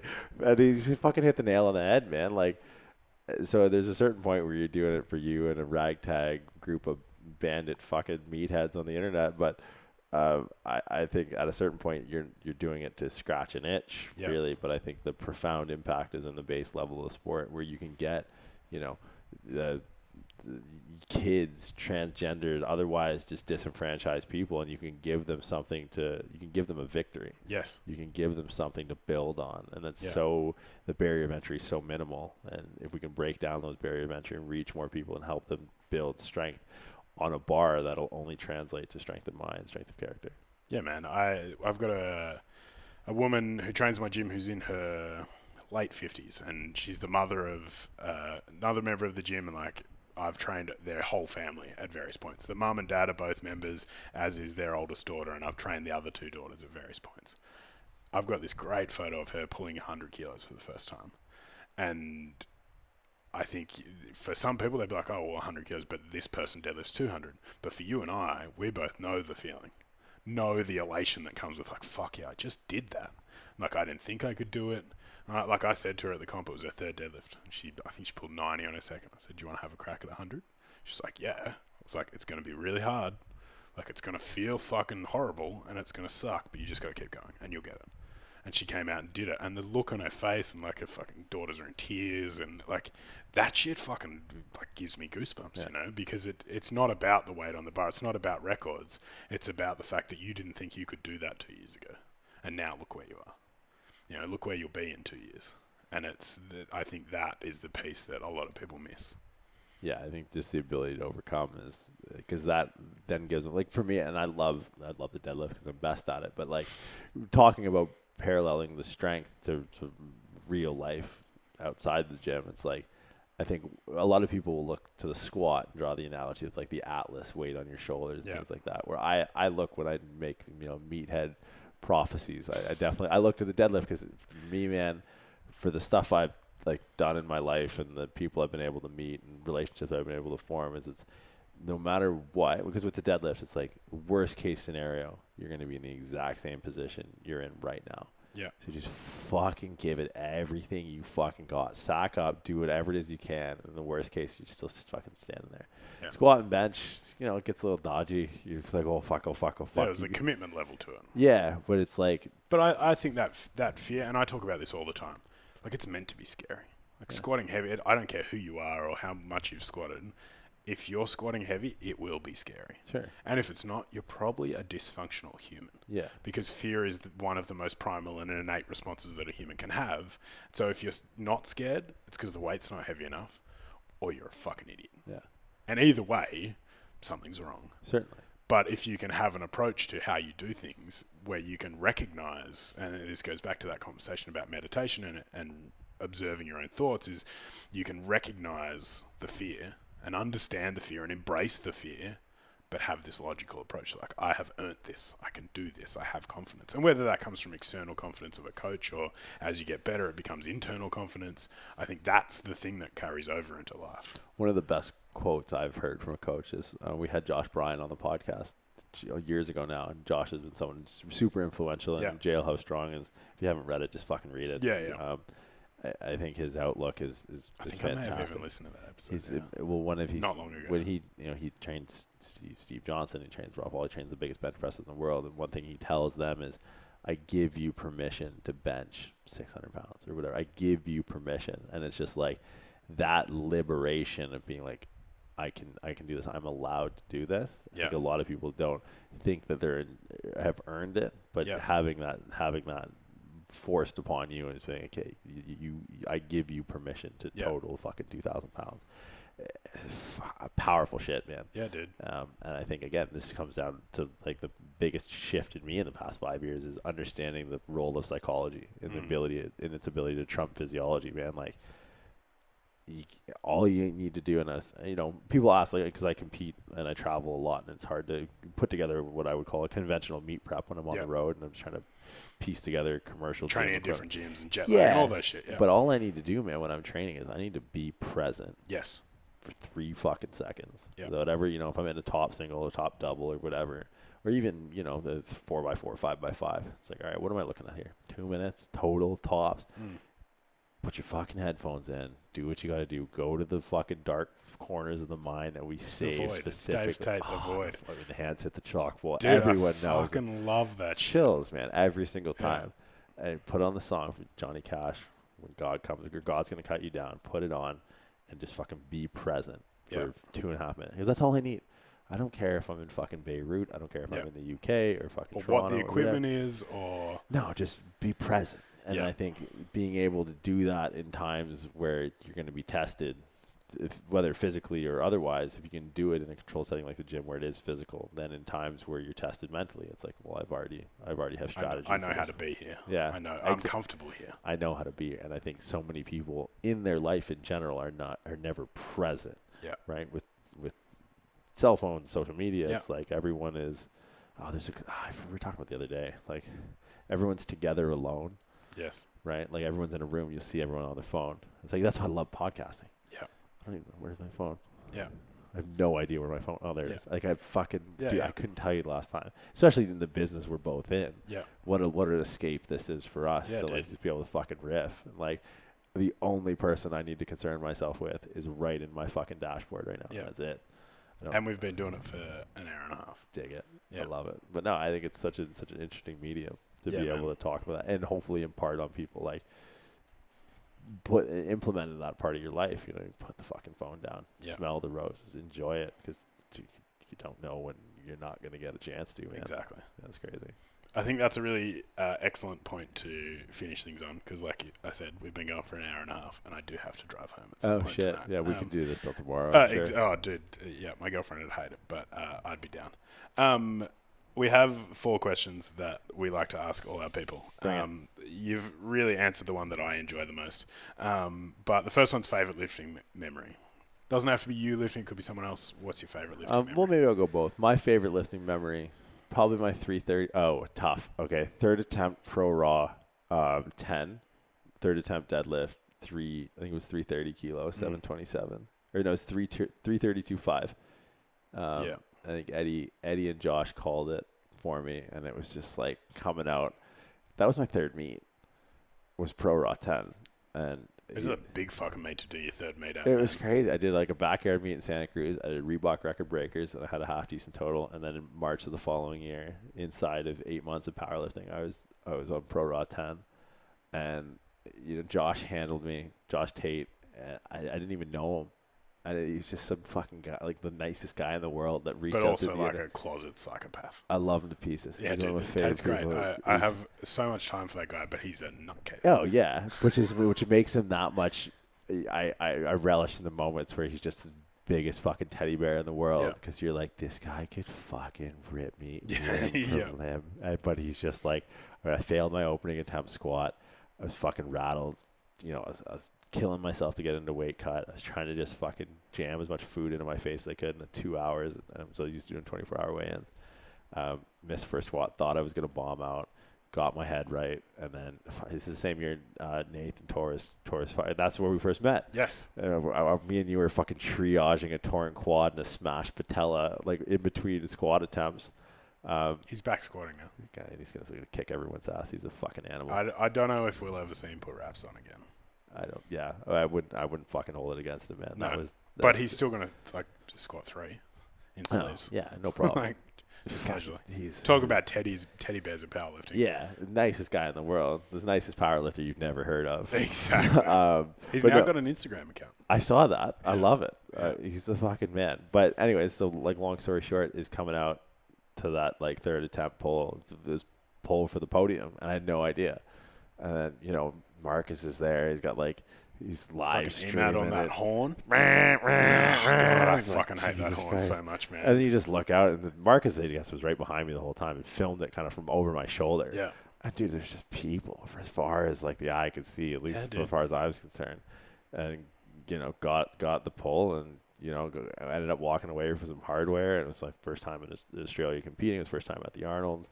First time hosting seminars, and I had done 2 in days prior, and I had a couple coming on after, and that to me was that was probably the ultimate for me personally. Yeah. And then, a lifter who wasn't.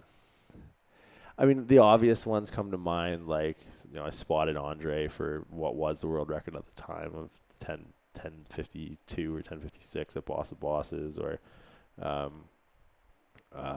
Being there for Vlad when he broke the record at Pro Raw 11. Was it Pro Raw? Yeah, it would have been Pro Raw 11. Yeah, I think so. No, Pro Raw 11 is next year. No, that can't be right. No, okay. Yeah, no, Pro Raw 11. The one that just passed in March of 2018. But I don't know, man. It's tough. I'm trying to think. That's a tough one. I mean, it's easy to do to me because I could draw from my own memory, but. So I'll give you an example. What do you think? The one for me as a coach, and it's the moment I realized I'm a coach, not an athlete. Yeah. I was standing on the side of, I'd just wrapped Mike, the guy I mentioned earlier, the Navy vet, standing on the side of the platform watching him walk out for his third squat, and I was more nervous than I have ever been for my own lifting. And he got it. And he walked off, and it was that moment I was like, all right, cool, I'm a coach, and that's okay. Yeah. And I'm okay with that. Yeah, I don't know. I might have to come back. I'll phone this one in. Yeah, I don't want to dedicate it to the wrong moment. No, I appreciate that. Yeah, I mean, a lot of my patients are powerlifters. A lot of in competition, it's tough because I don't want to sound like the stuff I manage that's really profound is independent to lifting weights. Like it's a feat of strength that we would take for granted. Yeah. Right. It's like getting walking someone upstairs pain free or something like that. Like people, when I pulled my best deadlift in competition and I ended up winning the record breakers 2. Like I balled in the arms of 4 grown men, but it pales in comparison, I think, to like people being able to pick up their kids or shit like that. So that's what I'm struggling with now as far as powerlifting. But my own was probably your hands down Pro Raw. Yeah. Cool. Yeah. I think that's a good one. The next one is if you could sit down for a meal with one person still living, which is the caveat that we put on this, because dead's easy. Yeah. Anyone can talk about who you want to. So yeah, anyone lifting, not lifting, whatever it is, who do you want to sit down and share a meal with? It's tough. I mean, there's so many different like genres and disciplines. So let's pick a lifting at that area. Okay, stick with lifting. And then a something else. Like a civilian and a lifter, or not a lifter, but like that industry and someone else. It's hard because I've had dinner with a lot of people that I would have been on that list already. Exactly. Like, you broke bread with some, and I think just very, again, independent or unique to powerlifting that, you can text. Dude, I've been to a nightclub with the greatest powerlifter of all time. I've heard this story. That fucking blows my mind constantly. I spoke at Swiss in Toronto this year, and I had dinner with Bill Kazmaier. Yeah. I was like, I actually had to pay a magician to leave because Kazmaier didn't know how he was doing the trick and thought the devil was like fucking inhabiting this guy's soul. So, hey, bro, here's $5. Get the fuck out of here before the strongest guy in the world review limb for limb, and everyone else. So, lifting community. Maybe we'll start outside the lifting community. To be honest, I think that's a more interesting conversation anyway, because we can fucking talk about lifting all day. Malcolm Gladwell. Yeah, was an author. Yeah, I really like a lot of his stuff. He's he went to the University of Toronto. He's a Canadian guy, and he has a podcast called The Revisionist History, and I'll tell that to anyone who listens. It's just what it is I enjoy people who can, and this is something I strive for, and I think it's something that you can only strive for if you've thought deep on one subject, is the ability to laterally think. Yep. And his ability to laterally think across topics is so amazing to me, and like listening to his podcast and reading all his books, and it's because it's not about what you learn necessarily, it's about how you learn it, right? So getting from certain depth of thought to a deeper depths of thought on a particular subject requires certain strategies that when you go to learn something else in a lateral subject, you can apply those principles or those strategies to help further your learning. But if you're a mile wide, it's hard to go a mile deep. You want to go a mile deep on something.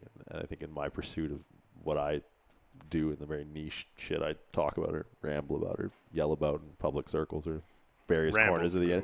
I think having listened to you present today, I think ramble, rant, whatever. I think in what's brought me down that road allows me to look lateral into other fields and draw parallels and depths that of my own subject matter. And I think Malcolm Gladwell is probably, in my opinion, of living authors, one of the best at that, and just make it really interesting. So I think dinner with him, and then lifting community.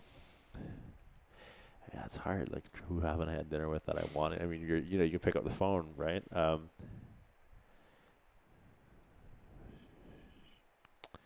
That's tough. I'd like to get some people candid. Yes. And that can be two different things. Like, I'd really like to get to know some people that are kind of outwardly. It's hard because if you would ask me this question 8 months ago, it would have been KK. That would have been someone that I definitely would have liked to have sat down with.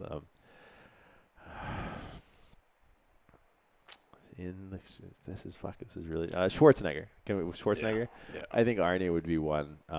Bill Burr does a bit on Schwarzenegger where he's just like, how many lifetimes would it take for you to move to Austria, marry into royalty, become a movie star, learn the language, and hold public office, become famous for lifting weights? I think I've read all his books and seen all his movies, and the most recent one, Total Recall, his book he released maybe 5 years ago.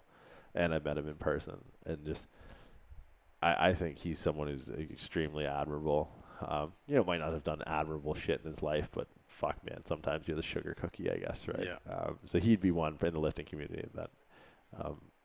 I think it's an easy answer to give. Sure. But that doesn't mean it doesn't have any value. Yeah. Because I totally agree with you. I think sitting down with someone like that would be insane.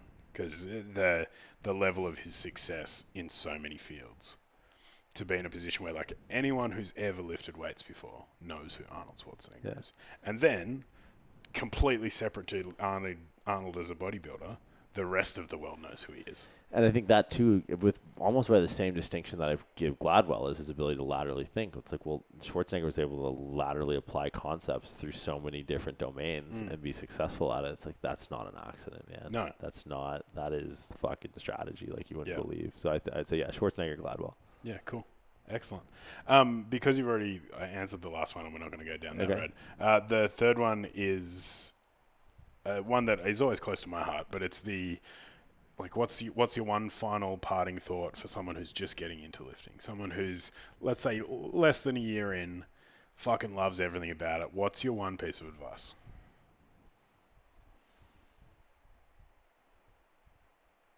I've heard this described as like if you could have a billboard anywhere in the world with a saying on it, what would it be? But let's keep it in the lifting realm. Yeah. Yeah, I mean, just commit. I think that's, to me, if I can hear that, especially on the deadlift, like commit to the pull. But I think across the board, right? I think that's extrapolating out from lifting is like, and it sounds so simple. Like obviously you want to commit to the thing that you're doing, but there's so much more to commitment than just, lifting. Like there's a psychological undertone to, like, when I hear that, I've heard it like, commit to the pull, like don't fucking stop pulling. And I think that's half the reason I find so much philosophical meaning in the deadlift specifically is like, just fucking don't stop pulling. Just keep going. Just because worst case, you're going to be the same situation you're in right where you start. You're just going to be fucking standing there. So I just think, commit. Just commit. Like if you're into it, fuck commit. Mark Bell quotes this thing, and then it's one of his videos, and it's like, if you love something, let it kill you. Because that to me, if you want to discuss, like if you're passionate about something, you're willing to die on your shield. Because like as much as I'm a chiropractor and I talk about rehab and all this stuff, I'm an athlete first, and I got the fucking scars to prove it. I got the pec and the bruises and the quad and the tears and the fucking you name it, I've done it. Because and I don't do it for a pat on the back, or I don't do it for a badge of honor. I do it because I love it, right? And I think that would be something that I would impart on someone is, if you love it, let it kill you, right? Because I think people, they hedge or they start to question. It's like, nah, man, that's kind of like this all-in thing, because that's at least you're passionate about it, right? It's blast or dust. Yeah, fuck yeah, man. Blast or dust. That's it. And you know what? There's always been someone who said it better, but that would be what I would, for just parroting other people. But yeah. I think that's a really awesome point to finish on. To do the traditional podcast thing, those people that don't already know who you are and where they can find you, can you give us a little bit of a spiel about where it is best to find out more about Jordan Shallow? Physical location, I have no idea. In a suitcase in an airport somewhere is where you'll find me. But no, the questions, comments, concerns, I always promote people to shoot me an email, jordan@themuscledoc.com. For seminar booking, stuff like that, same email. Offices are in Dublin, California and Mountain View, California. Do all my programming, all my coaching in a broad spectrum through prescript.com. So that's kind of where we have our kind of online team with weightlifters and powerlifters that we kind of communally coach, my business partner and I, and we program for. And it's because you've just recently released that, haven't you? Yeah, that's something that's just started January 1 of this year, and it's been the most fun I've had. Like, cool. just really having like a private behind closed doors, like people who are they're down with like what you're having to say, and they're all on board with the programming, and they bought in. Yeah, and not just from a monetary perspective, sure, but from they believe. But the nice thing with the people who listen to our podcast is buying into what I have to say means questioning what I have to say, right? Which is so fucking huge to me that I don't have a team full of yes men that go like, oh yeah, fuck this versus this, or like so I do personal coaching on the side through my own email address and all that, so that's another avenue of contact. But I had a guy, Gino, he's a fucking beauty. Gino Brazolan. Gino, I don't know if you'll ever hear this, but I fucking love you, man. I was up late doing programming in an airport somewhere. I had to do it on my phone because I didn't have Wi-Fi or some shit. I was in, where was I? I was in South Bend, Indiana. I got rerouted on a flight to Chicago. Middle of fucking nowhere. But fucking nowhere. It's where Notre Dame University is, and that's it. Okay. I was doing it on my phone. I only know of Notre Dame because I've watched The West Wing. Perfect. That's all you need to know about Notre Dame, West Wing, or South Bend, Indiana. Long story short, I was writing tempo in on one of his exercises, and thumb slip, sausage fingers, touchscreen, I don't know. Motherfucker did a 16-second concentric on an exercise. I was like, he's like, bro, my lats are so sore. I was like, you're a good fucking soldier, brother. You're an unbelievable soldier. I would have questioned that. But yeah, so just the buy-in that I impart on a lot of people is that, I join our team on Prescript is, question it. Because it makes us all better, right? That's why I do what I do. One of my favorite quotes from today was, be critical to the point of being cynical. Yeah. I think that's such an important point to put across. I think it's because it doesn't make you a bad person just for questioning. Like, fuck, man, people question me all the time, and I will happily have that conversation. And like you said today, I am happy to say I don't know. Yeah. And I heard you say that multiple times today. There's power in that. Oh, dude, I think more than anything, it is the ability to say that you don't know something is what makes you a good presenter, a good coach, a good whatever it is. The ability to admit your failings in that, or your breadth of knowledge has a limit to it. And two, the things I know, you take that to the fucking bank. Because Yeah. I've gone the world over and waited for someone to dissect it, and they haven't been able to. Like, people will ask questions, and within the first three words of this next sentence, I know exactly their thought in where they could backdoor this logic, and I have 7 reasons why that's incorrect, or 7 reasons why they should shift their perspective. So, like, it's exciting, and it's also like, I hear someone pipe up like, oh, yes, could this be it, right? Yeah. Could this be like the noble death of this idea that it dies on the battlefield? And then when I hear a little more, it's like, okay, I know where this is going. And I'm excited now that I can hopefully maybe impart some wisdom or enlighten, change a perspective or give my perspective on something that I've actually thought about. But only should you listen to that, because when you ask something I don't know. So I'm not blowing smoke up your ass. I've thought about it. But yeah, I think so. That's prescript and all that. To double back to the point, Instagram at @the_muscle_doc. Most inquiries I would just send them through my email, jordan@themuscledoc.com. Podcast is RX Radio, RX_D Radio, iTunes and Spotify. I think that's it. Just shy of giving my home address, which I don't even know where that is anymore. The bag's on the floor. Yeah, it's pretty much. Yeah, nice. Excellent. Cool, man, it's been an absolute pleasure. Thank you very much. Pleasure's mine. Thanks for coming out. I look Appreciate forward it. to doing this again, surely in March if you come back out. 100%. Next time we'll get Thomas in the room as well. Oh, goodness. Even better is we feed Thomas a few beers, and he's a totally different person. He's a lightweight, I'd imagine. Yeah, it's great. Cool, man. Yeah, thank you for listening, and if you liked it, share it with your friends. Give us a 5-star review, all that bullshit that I hate saying, but apparently it works. Excellent. Suggestion. Sweet.